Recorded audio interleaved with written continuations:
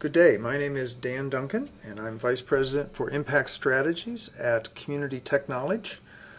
We're a company that offers online software for United Ways and other nonprofits and funders to help them do their community impact work. And as one of our services to the community, we do online educational webinars like this one today, and a number of you have probably attended my webinars in the past. Again, my name is Dan Duncan, and I joined CTK last year after more than 30 years as a United Way professional. So I've been involved, for those of you at the United Way, I've been in your seats for a long time, or your shoes, helping to drive community impact agendas. And so this webinar is based on my experience doing that. I'm also a member of the faculty of the Asset-Based Community Development Institute at Northwestern University. And so that also kind of informs my work as we talk about this webinar today. So again, I want to thank you all for joining me. And just remind you, *6 will mute your phone, and *8 will unmute it if you have any questions. I will give you a couple opportunities for questions during the webinar, and then time at the end for questions as well, because we do want to make this as much of a dialogue as we can. So it's great to be with you today, and thank you very much for joining me. So the objectives of this of the webinar today are to talk about the whole issue of how to collect and report community outcome data that's needed to drive your community impact work. So we're going to talk about understanding the difference between community level data and program outcome data, identify community level indicators and the data required to drive your agenda, collect the data you need to drive your agenda, examples of strategies. I'm actually going to talk about some of our work we did when I was with the United Way in Tucson in southern Arizona as an example of this work, and then a little bit about utilizing technology.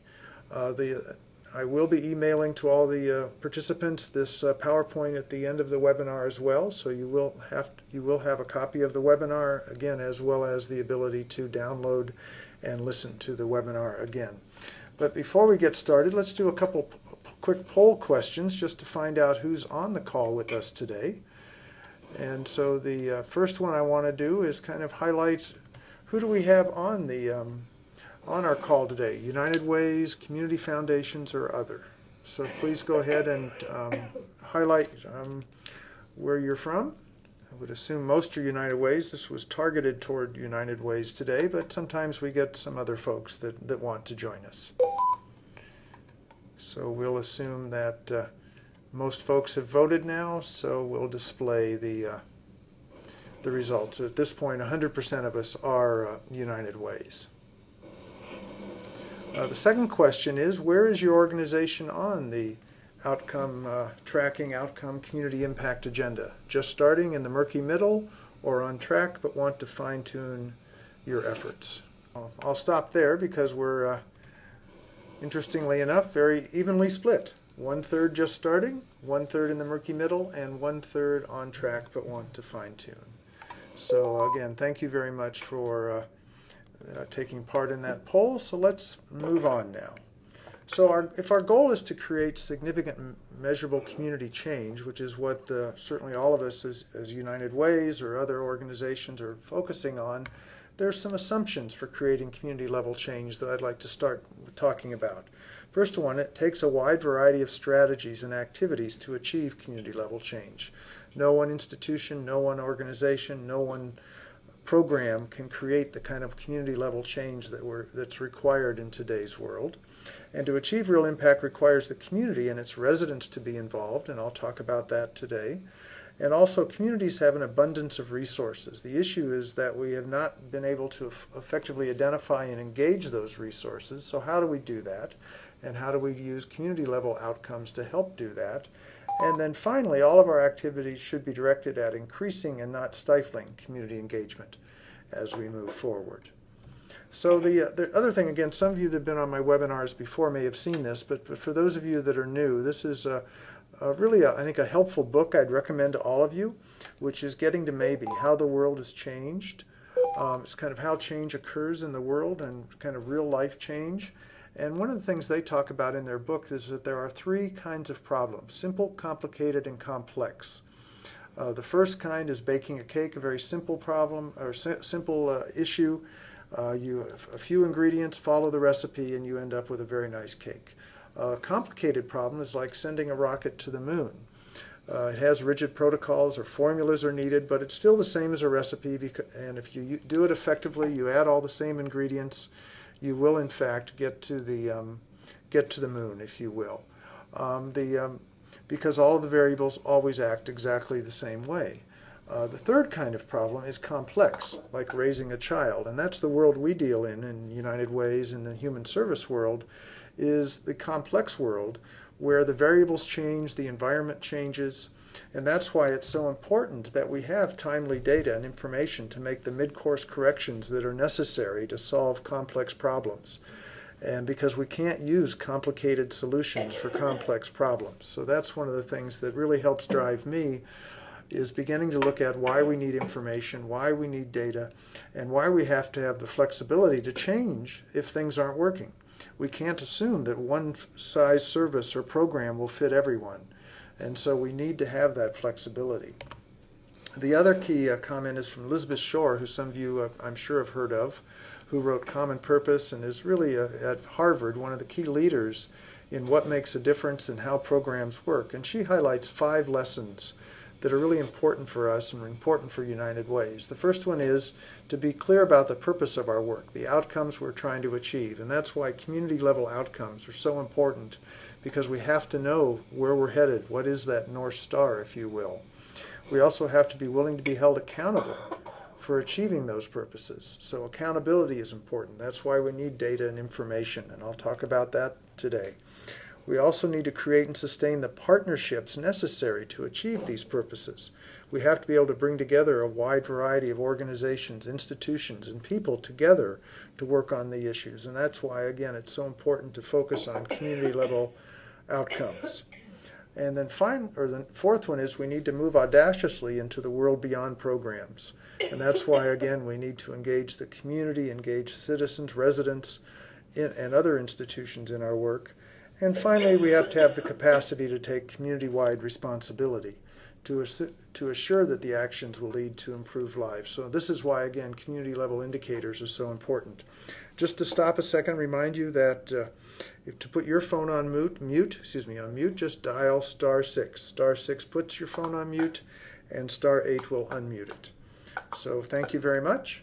All right, now the other, again, since we're United Ways here, you all are United Ways, just remind you of United Ways Worldwide's framework, where they talk about engaging the community and setting a vision, again, community-wide indicators, develop strategies and focus action, mobilize resources, align and execute, and measure, evaluate, and communicate. One of the things I want to talk about for a second, because it's important as we begin to look at community-wide indicators, is what does engage the community mean? It does not mean that it's not based on an opinion poll. So if we're going to focus on education, income, or health, we don't need to do a survey or an opinion poll to find out whether people really care about those issues. It's not about organizing the community to care about our agenda and try to convince the community. What it's about, from my perspective, is we need to have the ability to identify the individuals that already care about our agenda and help mobilize their action. So find all of the people that care about education, income, or health, and get them involved in the process. And ask them to become involved and do something, because that's how we're going to change those community-level indicators as we move forward. So from my perspective, again, the key is how do we engage and align a whole host of resources in our community, from the agency world to the individual neighborhood resident, community resident, wherever that may be. So now moving on, so understanding the difference between community level data and program outcome data. Again, many funders now have developed a community-wide long-term strategy that includes, again, a key indication as to what is that issue we are trying to change at a community level basis. Like the Annie Casey Foundation, all children need and deserve lifelong connections to a safe and caring family. Here in Austin, Texas, where we're located, the Austin City Connection promote community-wide wellness. And we're all familiar with the United Way Worldwide's agenda around education, income, and health. So those are all those community-wide indicators, those community-wide goals that we have set for ourselves, for organizations as we move forward. And the key is that there is a difference between community-wide data versus agency outcomes. Community-wide data and outcomes and indicators, those indicators and data are collected from community-wide data, not agency data. What I've seen is sometimes funders, United Ways, have tried to collect or roll up, if you will, agency data into community-wide data. You really can't do that. Community-wide data needs to be collected from community-wide sources, and we'll talk about some of those a little later. Individual agencies, your individual strategies should not and cannot be held accountable for changes in the overall community-wide results. As I've highlighted before, they can contribute, but they're not individually responsible because no one institution, no one strategy can actually drive that result. So we need to be clear that community level data is collected from community sources, and individual agencies, we do need to collect information and data from them, but it's about holding them accountable for their results, for their individual impact. So again, if one of our goals is to change the high school graduation rate in our community, we can't hold an individual agency responsible for that, but they can contribute, and we can hold them responsible, and we should hold them responsible for what they said they were going to do.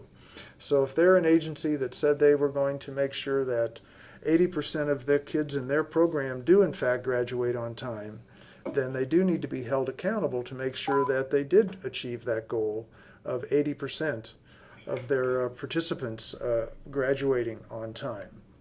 So how do we identify the community level indicators to drive your agenda? And again, as I highlighted earlier, I think this is important because you need to set your North Star. You need to identify what is that issue that you can coalesce and engage and bring people and agencies and organizations around to focus on. And that's why it's so important to set those community-wide agendas. So the first one is that we need to make sure that what are the issues that you want to address, and you need to define those issues in clear and understandable terms so that the people on the street, people in the community, neighborhood residents will understand what we're talking about, whether that is education, income, and health, the building blocks of a good life, or making sure that we're focusing on more kids being successful in school so that they can get a job or move on to higher education, or more individuals healthy, whatever that may be. So so the key is to first start with a statement that is very understandable and easy to understand. And the statement itself does not have to be measurable, and it shouldn't be measurable. It's just a statement. We want to make sure more kids succeed in school and life. More families are healthy. More families are financially stable. Whatever that comment is, that people will understand and can really become a rallying cry for your work. The second level then is what are the indicators that you'll use to track the issue and your progress. And so you need to identify those community level indicators, whether that is high school graduation rate, whether that is median income, whether that is how the percent of income spent on housing, whether that is some healthcare data that I'll talk about later. But be very clear that this data comes from school districts, from health departments, from census data, etc. So you need to look at, in your community, where are those community level data sources that you can use.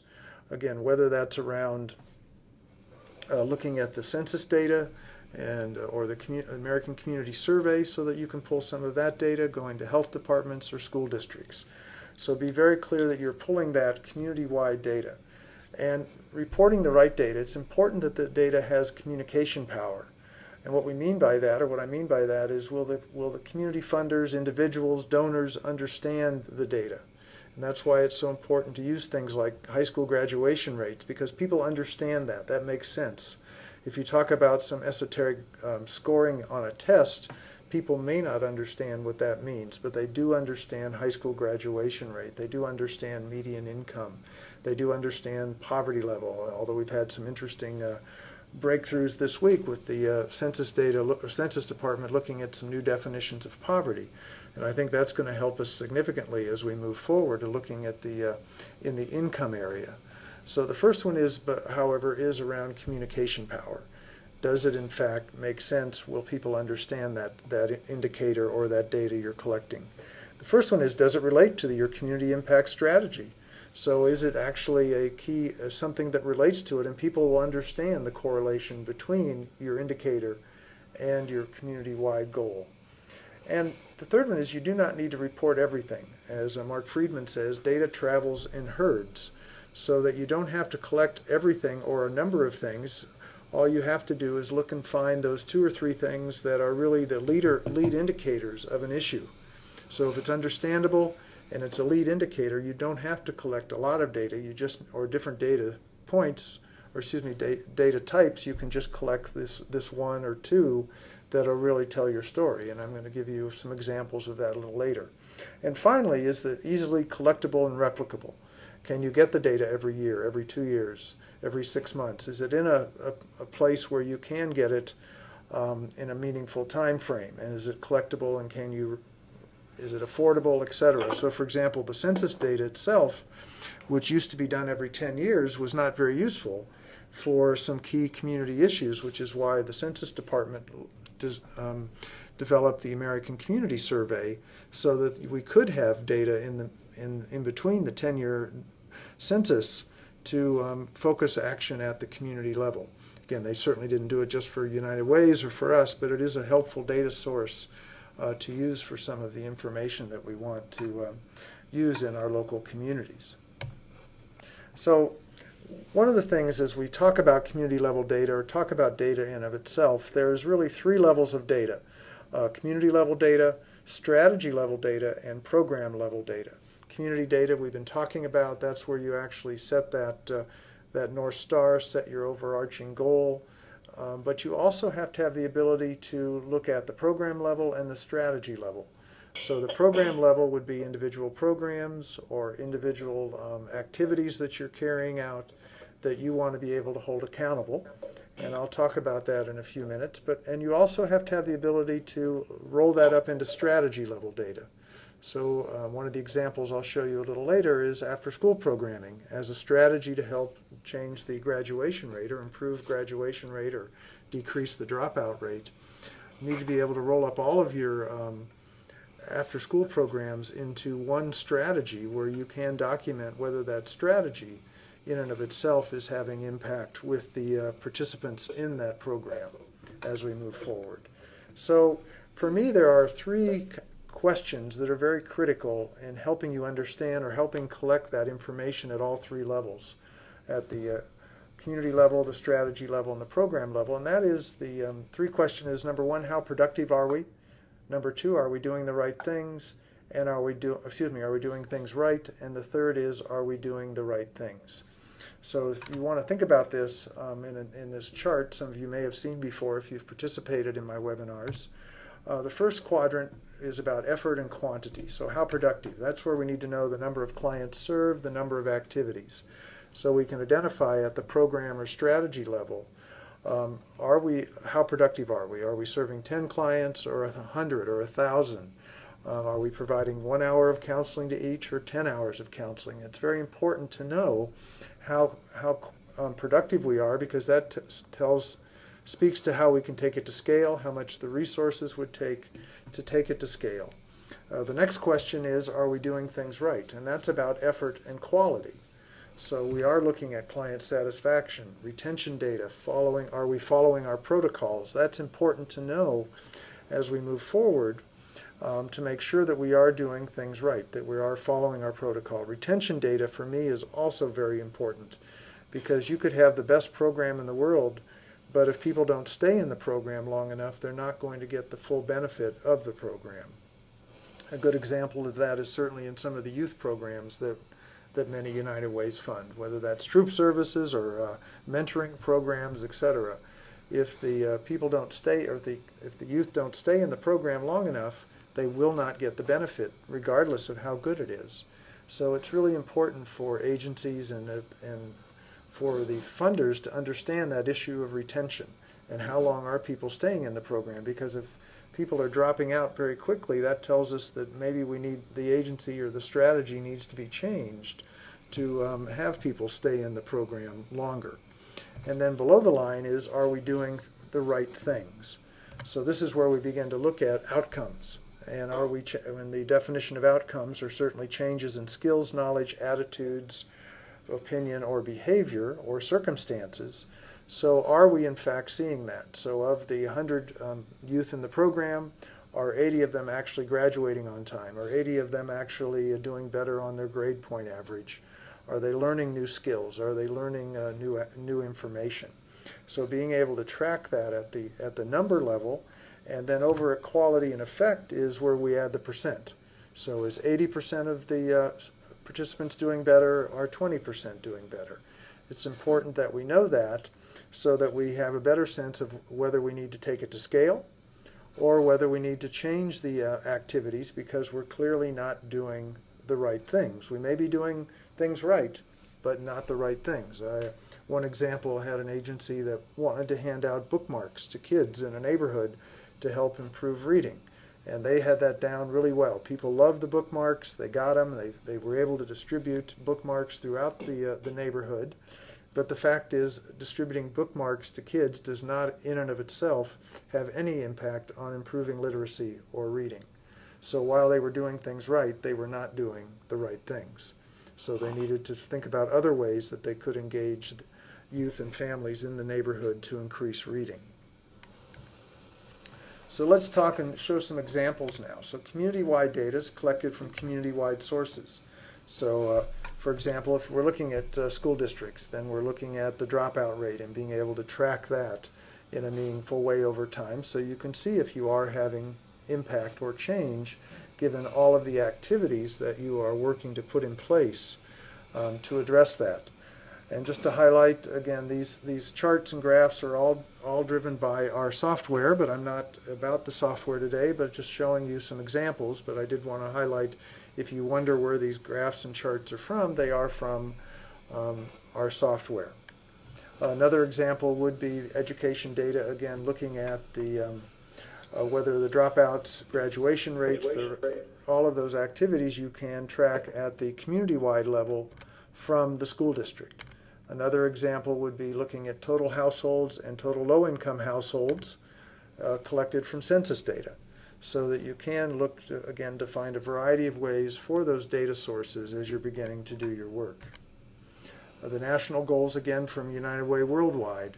As you look at these, you can see that they're collected from the community-wide level or statewide level and then drilled down to the local level around graduation, around low-income data from the American Community Survey, and health behavior from some health department and CDC data that United Way Worldwide is using to drive these national and local community-wide data.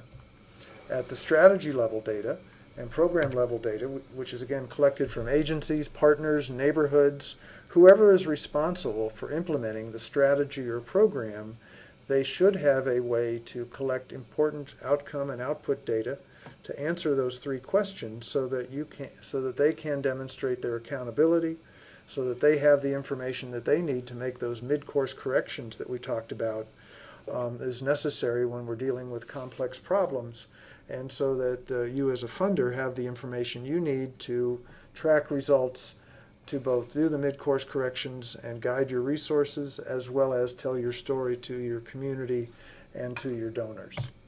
So here's again some samples of just that information, collecting it at the community level data relative to how productive we are, the number of people served, the number of units of service, and then tracking outcome data, which I'll show you a little later. So what I'd like to do now is talk about, again, some samples from the work we did in Tucson at the United Way of Tucson in southern Arizona when I was there. So let me just show you some examples from Tucson. First of all, as I was highlighting earlier, part of my work is really informed by asset-based community development and the whole concept that effective community impact requires both care and service. And what I mean by care is when people are involved, when neighborhood residents are involved in the work that they're going to do, when they're, as we talk about it, when they're going to share their gifts and be engaged. Service is what agencies and programs provide, and we need both. Just to give you a quick example, some of you may have heard this before, but if we decide around education that we want to make sure that in a neighborhood that every household that has kids has age-appropriate books in their household. Our typical response to that is a service response, where we think about we need to raise some money, we need to fund an agency to distribute books into the neighborhood. And I would suggest that that issue or that strategy is something that could more effectively be handled under care, where we just go into a neighborhood and find the parents that have a passion for literacy, have a passion for reading, and ask them to organize the book drive in their neighborhood to get age-appropriate books in those houses.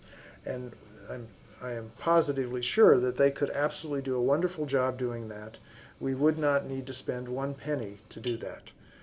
Because those are the kinds of things that people can do themselves if we ask them to, if we lead by stepping back and create space for that citizen action. So it's important as we think about our community level indicators, community level goals that we've set for ourselves, that we've created opportunities for both care and service. Because I think you would all agree that we cannot get there by just service alone, and we cannot get there by care alone. So as we look at that, one of the things we did in Tucson, and I will highlight that we did borrow this from and sort of modified it from the United Way in Atlanta. But the first thing we did as we began our community impact work is we adopted some principles to guide our work, principles that would highlight both care and service.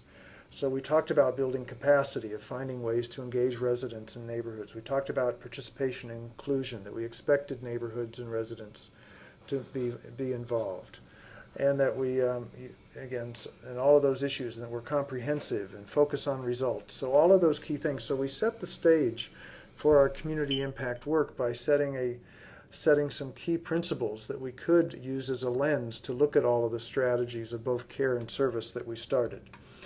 From our strategy book, our Bible of our work, we highlighted some key things.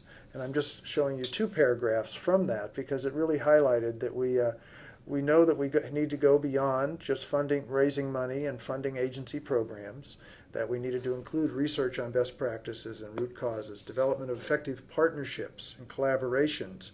We had to invest in neighborhood organizing and resident engagement and advocacy efforts to impact local, state, and federal governmental policies. So we were very clear up front and had our board adopt these policies that clearly indicated that we were moving beyond being just a fundraising and agency funding organization to helping to start a whole host of strategies both at the care side and at the service side, and that we asked sort of key 5 questions to help drive that. The first one is, what functions could neighborhood people perform by themselves? As I talked about earlier, how do we look at those issues that we're doing now but people could really do themselves? What functions can neighborhoods achieve with some additional help from institutions? So what can we do together? What do we need to do together to help do that? Funding neighborhood organizing is one of those areas in there. 3, what functions must institutions perform on their own? There are absolutely a lot of important services that agencies need to do. So being very clear about those, so that we can make sure that we have the resources committed to those things that only institutions can do as we move forward. And then 4th, what can we stop doing to create the space for resident action? How can we lead by stepping back? Are there things we can stop doing? Number 1, this is particularly important in today's era of funding cuts and what's going on at the national and the state and local level relative to funding for human service programs.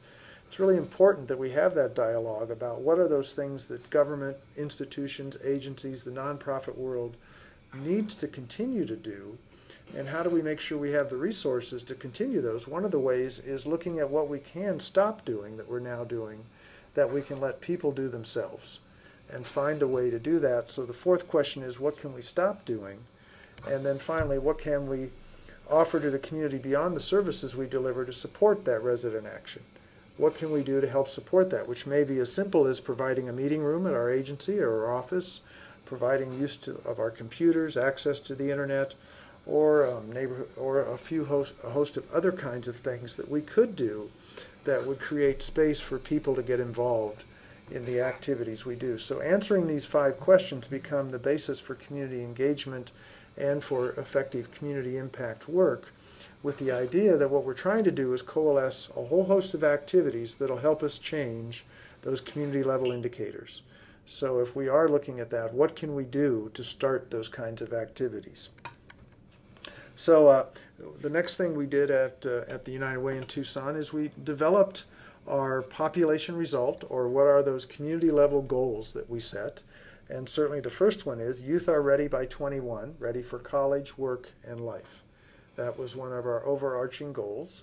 And we looked at 2 indicators to track that. The first one was high school graduation rates. So we were able to map those rates so that we had, and graph those rates so we knew what they were, so that we know that we could continue to increase the graduation rates by a whole host of activities.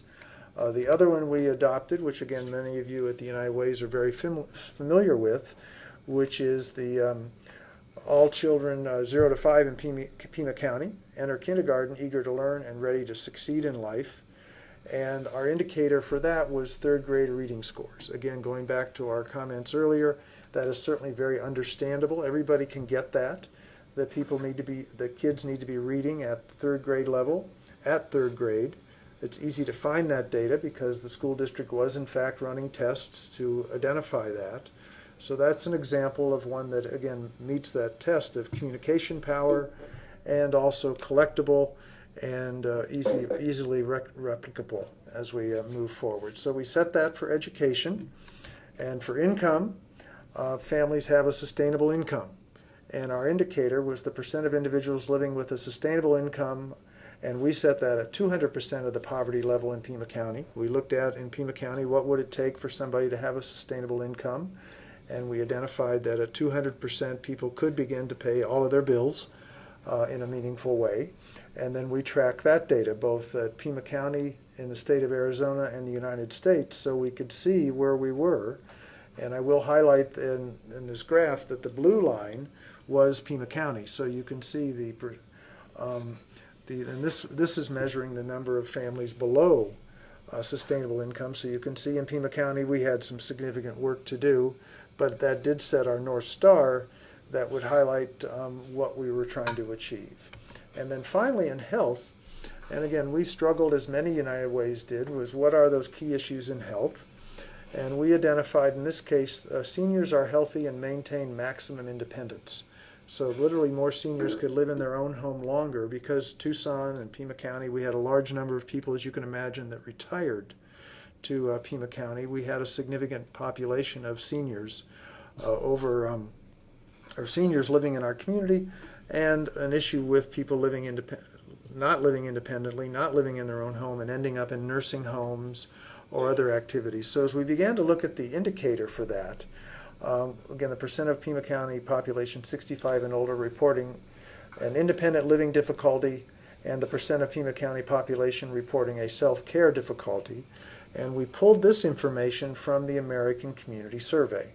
So we looked at data, we looked at the way to do this. Initially, we were hoping to look at the rate of nursing home admissions versus the growth in the population over 65, because again, as you know, the population is aging over 65. And so initially we were hoping to get data from nursing homes that would tell us whether a larger percentage of seniors were going into nursing homes, which would tell us that we're not doing the best we could do to maintain maximum independence for seniors. But as we looked at that data, we found out that that was not replicable and not reliable data. We found out we could not find a good way to collect information from the nursing homes. There was not a good way to do that, so we relied on the American Community Survey as our community-wide data source for this information.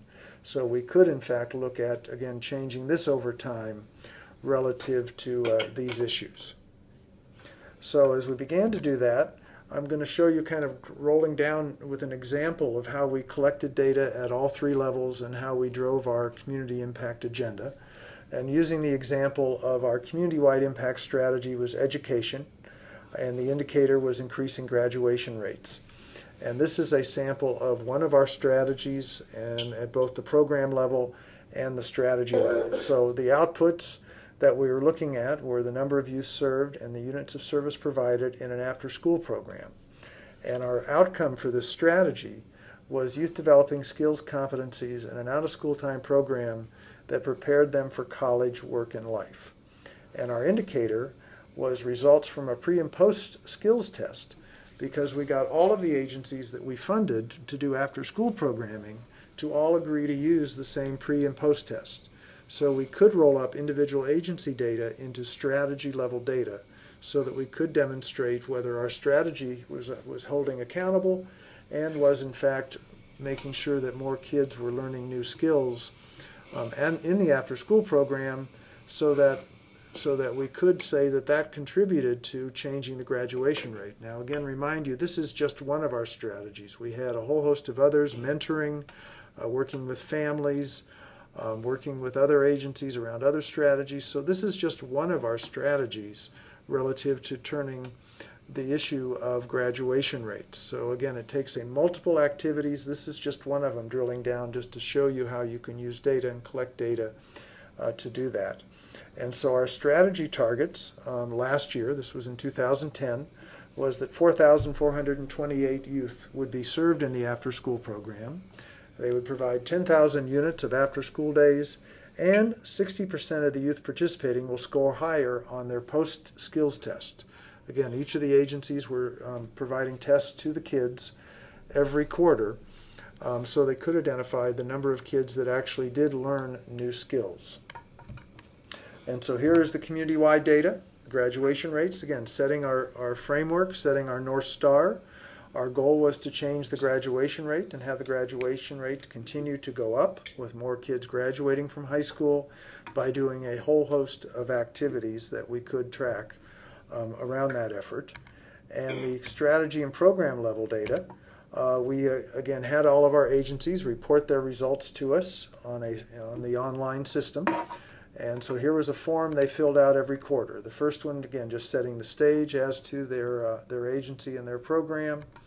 And the first one is the outputs, or how productive were we. So this agency said that 3,000 kids were their goal, that they would serve 3,000 kids. This quarter they served 589 for a total of 2,500. Also tracking the units of service, which were after school programming days, the same way. And then the outcome, youth developing skills, competencies in an out-of-school time program. This agency said, and their indicator, again, the pre and post test, this agency said 1,000 kids would do better. This quarter, 185 did better for a total of 967. So that can then be translated and tracked relative to the number of kids that were in each program each quarter and what percent were in the program each quarter, so that you can get a new kid, so you can get a sense of whether agencies are on track relative to their productivity. So again, looking at that to make sure they're doing about 25% new kids each quarter, if it's not a summer program, so that we can see how productive the agencies are. Again, looking collectively at the strategy level, how all the agencies are doing relative to that goal of serving the number of kids they said they would serve and the number of units of service. And so that, again, at the end of the year, we were able to highlight that our goal was to serve 4,428 kids, and actually 4,738 were served. So we exceeded our goal. So you could go to your community, go to the donors, and say, thanks to your support, we were actually able to exceed the number of kids that were in the after-school program. And tracking certainly the client demographics, so you could get a picture of who was served in the program. And now we're tracking the achievement of the outcome, how many kids each quarter actually did better on their post-test, so that we had real-time data around that, tracking that for each quarter. And so at the end of the year, when we looked at that, we could really highlight that how each agency did in relation to their goal. So you can see Brighter Tomorrows said 1,000 kids would do better, and 967 did better, so they were down 3%. Another agency, Leaders of Tomorrow, was down 18%, so we may have a little concern with that agency. But collectively, at the strategy level, we can highlight again that collectively they actually did exceed the goal, and more youth learned new new skills through this program and through this strategy. So we had both program level data as well as a strategy level data that we then could put under the framework of the community level data. Again, not saying that individual agencies, this individual strategy was responsible for changing the graduation level or the graduation rate, but certainly contributed as part of our broad strategies that we were employing to drive that indicator. And again, you can dashboard that if you need as you go forward. So let me stop there again and see if there are any questions or comments, and see if anybody, has this been helpful so far to sort of see how this all fits together? Again, *8 will take you off mute. One question that I have, when you were doing this and your agencies, in this situation at least, were putting in children each quarter, was that as a way to accommodate that there would be overlap from kids from quarter to quarter, or how did you account that maybe our after-school programs are year-long instead of quarter-long? Okay, well, what we were collecting data on each quarter was two things: the number of new kids that were entered into the program, so that we could get a sense whether agencies are bringing in new kids during the year, so that we had the total number for the year. And then at the outcome level, we were looking each quarter at the number of kids that scored better on their skill test, on their post-test, because all the kids would get tested the first time they came in, and then each quarter they would get tested to see if they were in fact learning new skills. So we could get a sense of both at a quarter level, were more kids learning new skills, because again, that gives the agency information around, are we doing things right and are we doing the right things? It also gave information to the United Way overall of whether this strategy was actually in fact helping kids learn new skills. Okay. All right, any other questions or comments? I just have a quick question. I know you had mentioned that the agencies had all agreed to use the pre and post skills test. And I didn't know if there was any resistance around that for some, or if they already had some more tests in place, or what that process looked like. Great question. What we did is that we brought together the agencies that were providing after-school programming. And is anybody else hearing that echo? Hopefully just... Yeah, I am a little bit. Okay, sorry about that. Hopefully that'll stop in a minute. But the goal was to bring the agencies together collectively so that they helped design that test. We didn't just top-down give them a test. We brought them all together and said, what are you currently doing? How could we come up with a joint one? So that's how we came up with that, by bringing them together as participants in the effort. Great, thank you. All right, any other questions? Oh, go ahead. One more question. Sure. How long did that process take of bringing them together and getting them to agree on the test? I think that took us actually probably, as I remember back now, because we did it a number of years ago, but I would say probably about 3 months, about a quarter, so that because we told them the goal was to have it done by the first quarter. Thank you. Uh-huh. Is there any chance you could share that pre and post test just so we have an example? I'll see if since I'm no longer at the United Way, I will see if I can find that. Great, thank you. Uh-huh. Any other questions? All right, so let's just kind of wrap up a little bit. In the interest of time, we'll skip the poll. But so the power of technology, again, one of the things I wanted to talk about is that we weren't able to do that without good technology.